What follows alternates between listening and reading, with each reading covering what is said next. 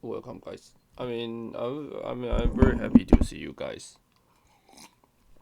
So I'm very happy to see you guys. Anyone which uh basically watching this video, because I somehow feel lonely, right? But okay, never mind. Okay, so today we are going to show you how to do these two integrations, which is very common in the calculus. Okay, and in this video we don't use the integration by part.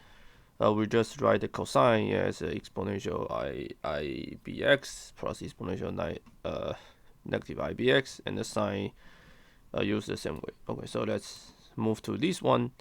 So exponential ax cosine bx dx is written as this, right? So this is cosine definition, and then you written as a 1/2 separate into two parts. And then you can just easily integrate it with these two, right? So this is exponential ibx dx. So you get this one, you get this one. Okay, so the only difference is this is uh, a plus sign, this is minus sign. Okay, and then you just pull out your exponential ax, pull out to be here, and then this exponential ibx can be written as cosine bx plus I sine bx. And then this is minus ibx can be written as cosine bx minus I sine bx.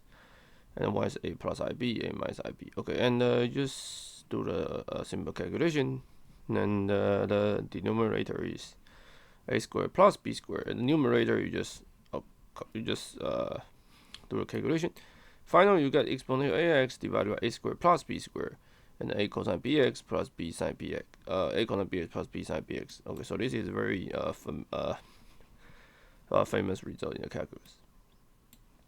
Okay, and for the sine one, everything is clear. You just write in the sine as this 1 over 2i, and they basically do a similar thing. And finally, you get the same thing, especially this is minus, it is plus sign for the cosine term and minus for sine term. And you do the same similar calculation, and finally you get exactly the same thing, but there's a minus sign in the cosine, before the cosine. Okay, and I think that's it. I don't have other things to say, and I hope you guys can subscribe to my channel.